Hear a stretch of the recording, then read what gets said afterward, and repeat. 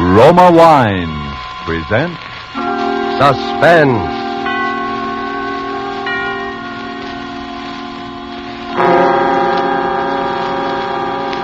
Roma Wines, made in California for enjoyment throughout the world.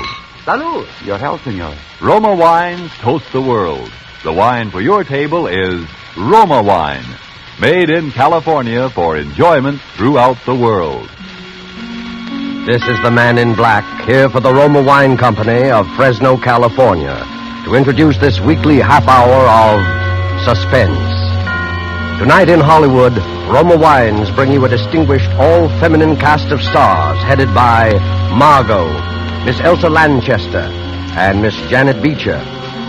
The suspense play which stars these ladies and which is produced and directed by William Spear is called Finishing School. Despite the absence of male participants in Ethel Lena White's story, we can promise you there is nothing dainty about the proceedings. And so with Finishing School and with the performances, in the order of their appearance, of Margot as Caroline Watts, of Janet Beecher as Melody, and of Elsa Lanchester as Dean Sterling, Roma Wines again hope to keep you in suspense.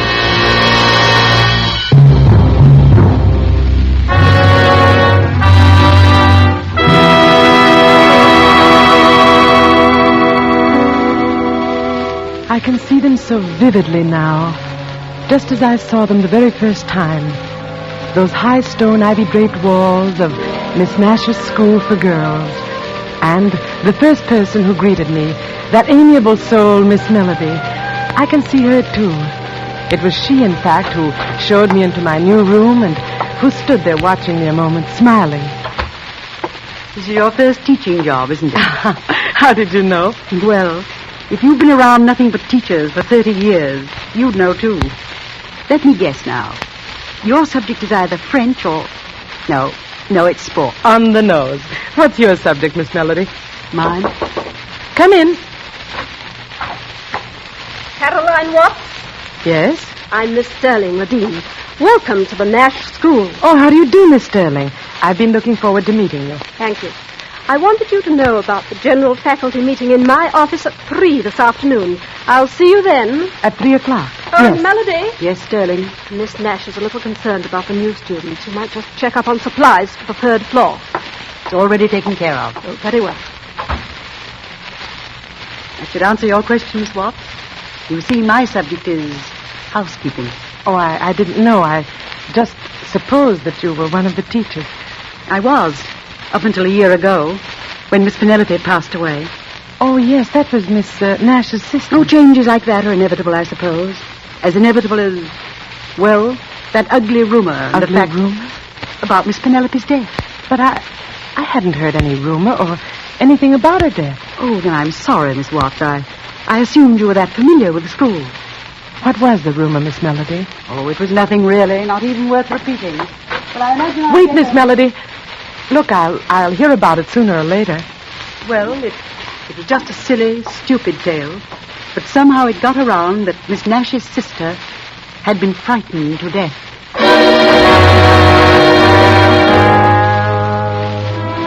This, then, was Caroline Watts' introduction to the Nash Institution, a place which future events proved to be, with a vengeance, a finishing school.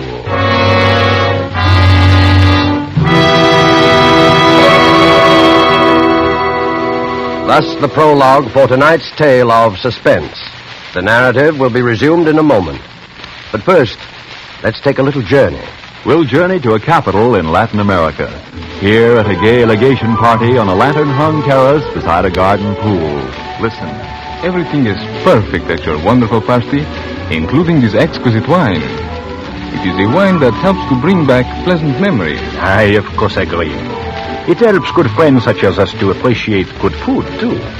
And this sherry has come far to add enjoyment to our legation party. It is of the famous vineyards of California in the faraway United States. See? It is the celebrated Roma wine. Yes, Roma wines are prized in other countries for the great enjoyment their superb quality affords. They are esteemed as something rare, a luxury. But you in America may enjoy Roma fine wines in all the variety of types as an inexpensive everyday delight. So trifling in cost are these fine Roma wines here in America that you can be a most generous host, offering to each of your guests his or her favorite. A delicious, tangy California sherry, a fine California claret or burgundy, or a heavier, sweeter California port. You'll be delighted to learn from your dealer at what small cost you can get an assortment of several types, permitting you now to boast of your private wine cellar. Ask for Roma, R-O-M-A, America's largest selling wines. Roma wines, made in California for enjoyment throughout the world. And now it is with pleasure that Roma Wines bring back to our soundstage Margot, Elsa Lanchester, and Janet Beecher in Finishing School, a tale well calculated to keep you in suspense.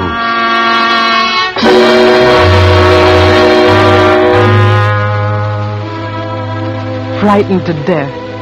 Miss Nash's sister. Well, if I had known then what I know now, I would have been able to judge with real accuracy the importance of Miss Melody's remark. But the excitement of my first classes left little room for other thoughts. A week or so later, out on the athletic field, one of my students, Flora Nash, the niece of the owner, became quite ill. I sent her to the infirmary, but within 10 minutes she had returned. Miss Sterling, she said, had ordered her back. I was furious, and, well, I told her I was going to have it out with that woman. Miss Watts, wait.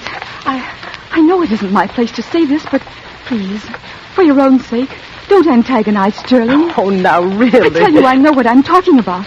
Listen, you know Miss Melody, don't you? Of course. Miss Watts, she practically started this school with my two aunts. When Miss Penelope died, everybody thought she'd move up to take her place. But she didn't. Somehow or other, Sterling saw to it she was left with the job of housekeeper. Miss Watts, don't have any trouble with that woman. Please. Oh, all right, Flora. I'll go see Miss Nash. Oh, no. Why, Flora, Miss Nash is your own aunt. But Sterling would find out.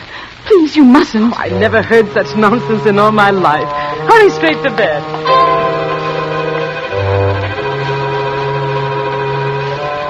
I went to the top floor of my building and entered the small waiting room of Miss Nash's quarters. It was empty, but just opposite was the door to the private apartment, almost halfway open, and I walked over to it, ready to announce myself. Then I stopped, dead still.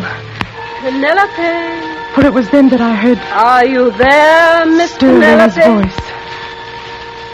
We're almost in touch. Yes, I hear her now. Very faint, but nearer. Nearer. It was an incredible sight. Miss Penelope. Seated at a table wholly unlike the elderly but austere white-haired lady I'd seen before was Miss Nash. Her eyes were closed, and swaying gently, she seemed utterly transfixed as she listened to Dean Sterling's low murmur.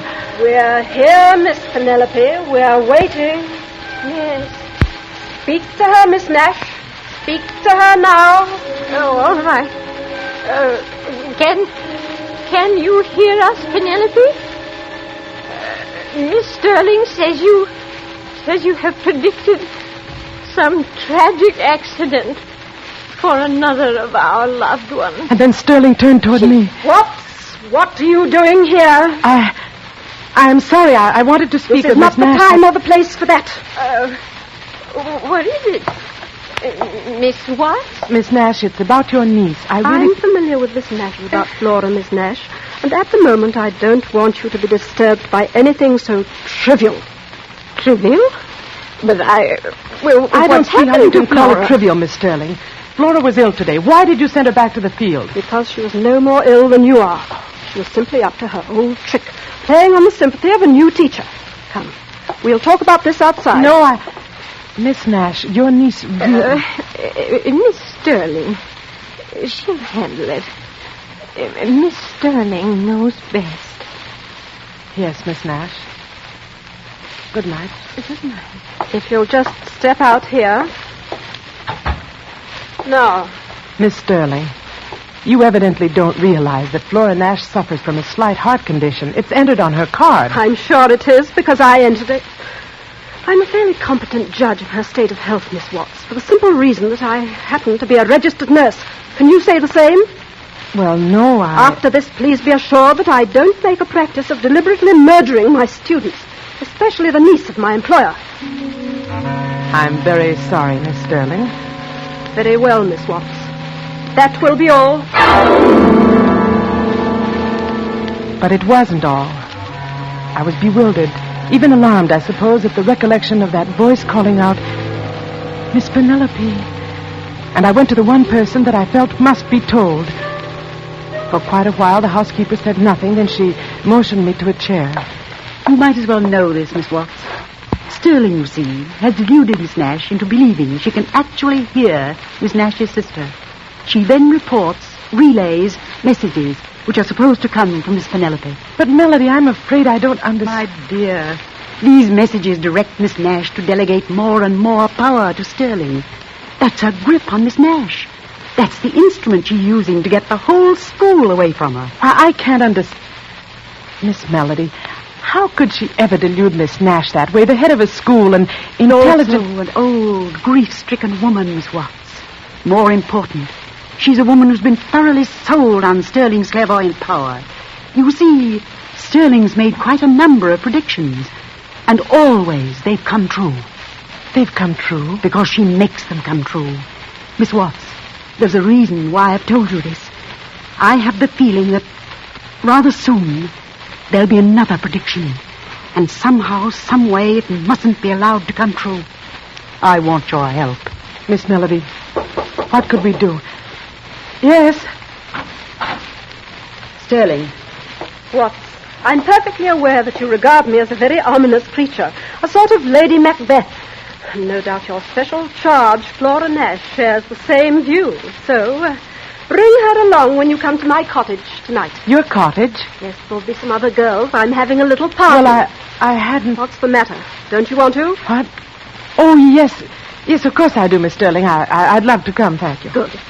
And you can come too, Melody. 8 o'clock sharp.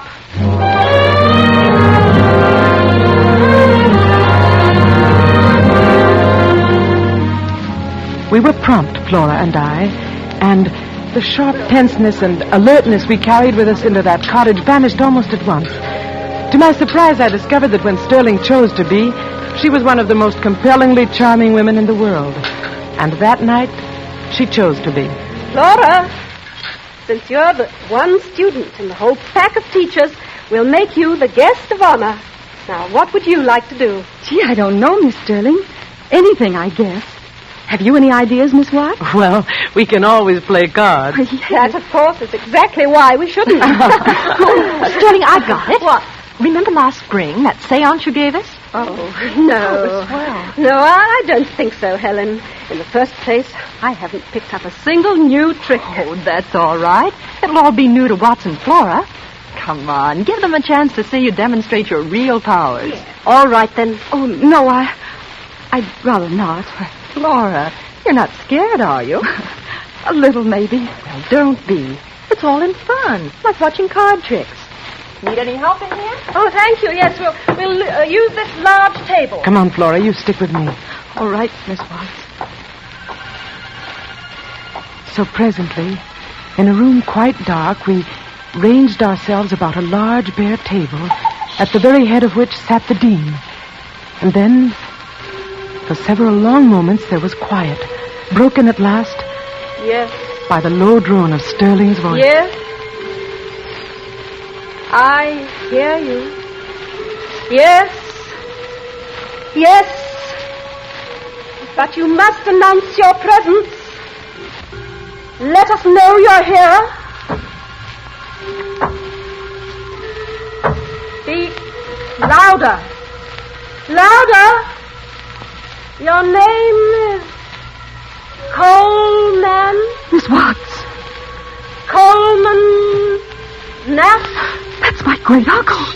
And you're trying to warn? To warn?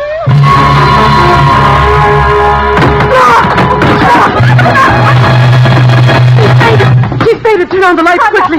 It's her heart. Get the doctor, quick. Call him somebody. The phone's in the bedroom. And Helen. Yes? I want some digitalis. You'll find it in the medicine chest in the infirmary. Here are the keys and hurry. Hurry back, Sterling.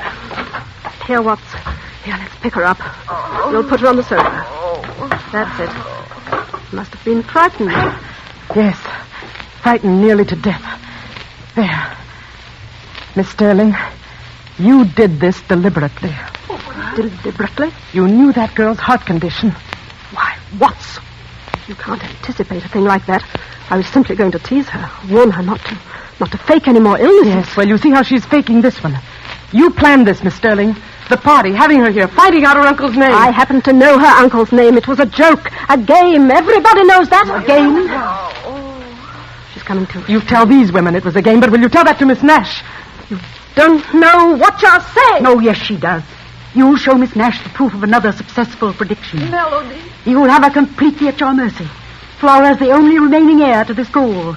The only person who stands in your way. Caroline, don't leave. Oh, it's all right, Flora. I'm only going to get my coat. We'll be right back. Please, don't worry about a thing. Come along, Miss Melody.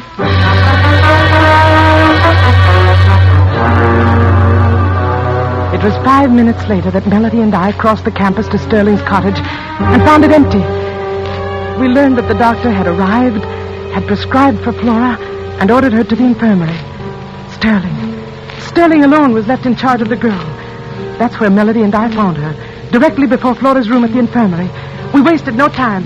Literally, we pushed her aside and hurried into Flora. Can't you see she's asleep? The doctor gave her something to make her sleep. Is that what this is? What? This bottle on the nightstand. You can see from the label what it is. Digitalis. A heart stimulant, Miss Melody. And not, oddly enough, a deadly poison. The doctor left it here, and it's been given to Flora every 2 hours. Now, will you please be good enough to leave? Yes, I'll leave, but I shan't go far. I expect to stay very close to this girl until she's safely under someone else's care. You're completely mad, aren't you? That's an odd remark, Sterling, coming from you.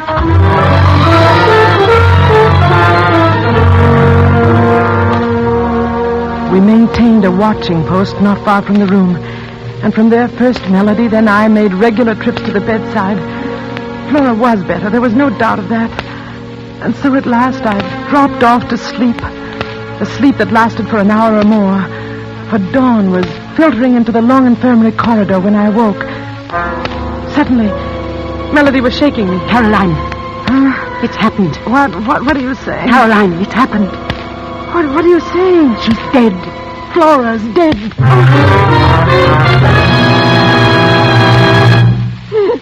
Oh, Sterling, just tell us what happened. It was only a few minutes ago. It was time for her medicine, and I went over to wake her up for it. Her heart, it had just stopped beating. The medicine? The digitalis, you mean? That's right, Melody. Where is it? What? Where is it? Where's the bottle of medicine? Why, it's... It used to be on that nightstand there. But it isn't now. Where is it, Sterling? What have you done with it? I don't know. Let's see. Under the bed. It might have rolled under... But it didn't. Nor under the chest of drawers either. Perhaps we should look out of the window. Maybe Sterling decided not to give her any medicine at all. Miss Melody, this medicine chest, it's locked. Locked? Yes, do you happen to know where the key is? One of a housekeeper's major duties. See if this will work, Caroline. Being keeper of the keys. It works. Melody! Miss Nash, look! What is it? It's Sterling's bottle of medicine. Unopened. Unopened? And unused. I was right, Sterling. You just sat there and watched her die. That's not true. Helen, you saw me give Flora some medicine early tonight, right after the doctor left. Helen, you remember that, don't you? Well, it looked like a different bottle, Sterling. A different bottle, yes. And I can guess what was in it. A sleeping draught. That's what you gave us, Sterling. You knew that even a slight overdose would stop a weakened heart. All right, Sterling. We found one bottle. The one that would have saved Flora's life. Where's the one that took it? You should know that, Melody. What? You should know where that bottle is because you took it out of this room just a little while ago when I was calling Miss Nash. You are insane. What's more, you brought it into this room. Tonight, in one of your countless visits. You brought in a bottle of heavy sleeping draught and exchanged it for digitalis. You were hoping I couldn't tell the difference and that I'd give that to Flora instead of the heart stimulant. And that's what I did. You did it all right, but without any help.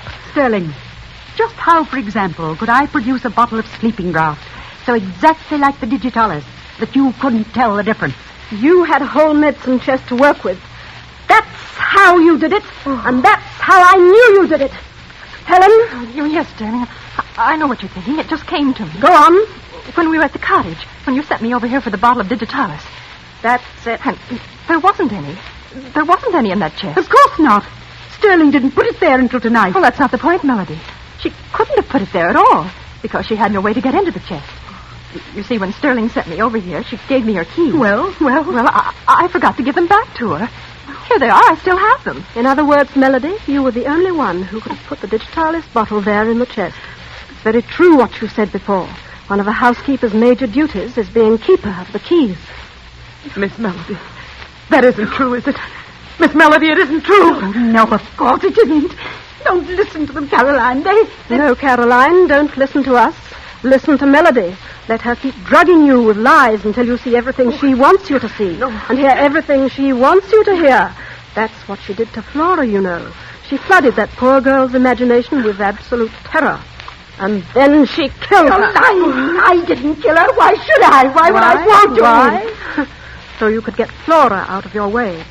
So you could accuse me of killing her and get me out of your way, too. So you could have a clear path to Miss Nash. Well, Melody, your plan backfired. You're not getting me out of the school. Helen, Watts, go phone the police. I'll never leave. Do you hear that? I'll never leave. Never. Oh, yes, you will, Melody. Yes, you will.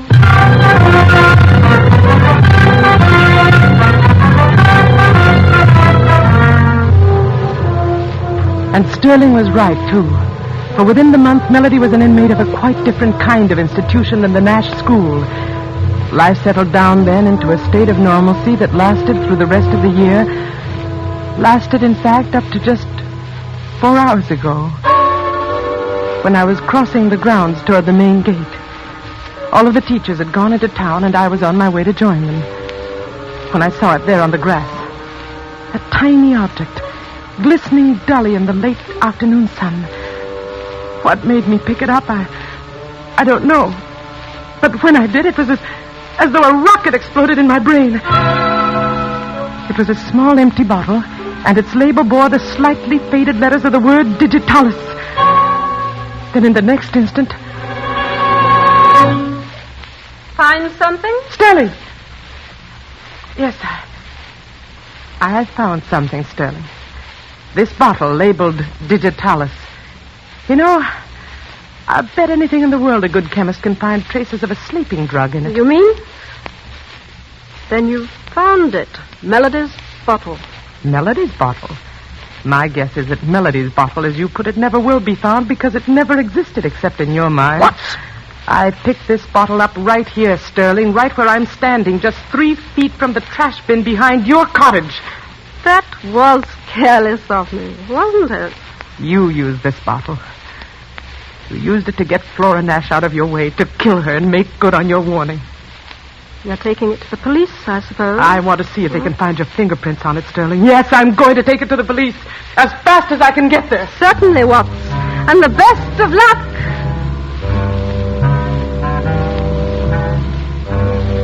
She went on inside her cottage, and I struck out across the grounds for the main gate and the road into town. I reached the gate just in time to hear the school caretaker tying it shut. Miss Sterling, he explained, had just telephoned the order. An early closing hour. I remembered the service driveway then, the other passageway through those high stone walls which encompassed the grounds, and I found that it, too, was locked. I was a prisoner. And then, it was right then that the solution came to me. I should have thought of it before.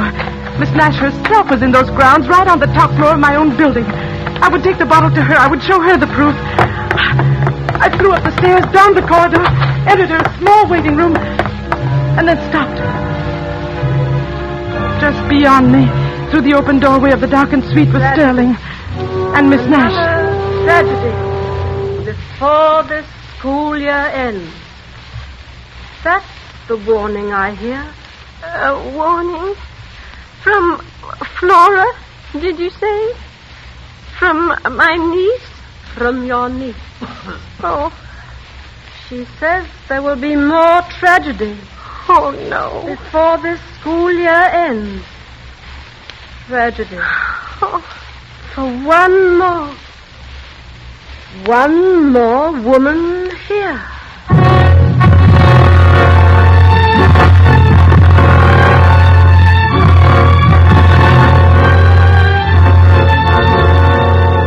My strength left me completely then. I don't know whether I fainted or not, or how I got back to my room. But I'm here in it now. And it is just 10 minutes before midnight. 10 minutes before this school year ends. My door is locked. She has locked it from the outside. But now that door is going to open. And she's coming in. What? What are you going to do with it? This revolver. I'm going to use it to fulfill a prediction. Oh, please, don't, please. Laura made a prediction to Miss Nash tonight. No. Laura made it through me. Do you understand that? Flora made it. I heard her. I really heard her saying that there would be one more death before the school year ends. Please! And that prediction is going to come true. Now!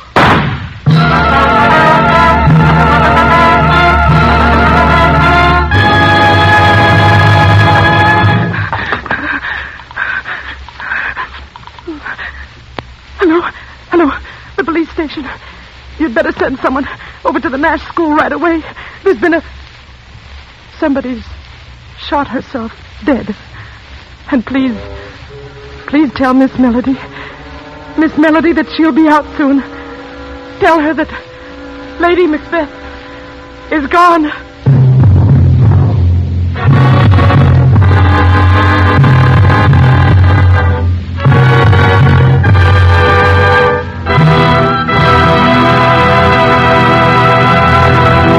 And so closes Finishing School, starring Margot, Elsa Lanchester, and Janet Beecher. Tonight's tale of Suspense. Before we tell you about our star and story for next week, a word about an American anniversary of 173 years this week. Still standing in California is a little winery founded in 1771. Settlers from foreign countries discovered early that California vineyards were among the world's finest. That in the rare combination of climate and soil which produces perfect wine grapes, California surpasses some of the most famous old world vineyards. Take Roma California sherry or port. They are magnificent wines, truly delightful. Yet, like all Roma wines, priced astonishingly low, because you pay no duty, no costly shipping charges. Toast the new year with Roma wines, America's largest selling wines. And let us hope that next New Year's we'll all be together, our sons and daughters, our husbands and fathers, in a world at peace. We help make this more certain with the war bonds and stamps we buy. So for 1944, increase your purchases of United States war bonds. Good luck and health to you one and all from the makers of Roma wines, made in California for enjoyment throughout the world. Next week, Roma Wines take great pleasure in bringing to you, in his first radio appearance of the year, Mr. Alan Ladd. Mr. Ladd will be heard in a swift-moving action drama played against the colorful background of the Midway in an amusement park and called The One-Way Ride to Nowhere. Don't forget then, next Thursday, same time, for Alan Ladd in Suspense. Presented by Roma Wines, R-O-M-A, made in California for enjoyment throughout the world. This is the Columbia Broadcasting System.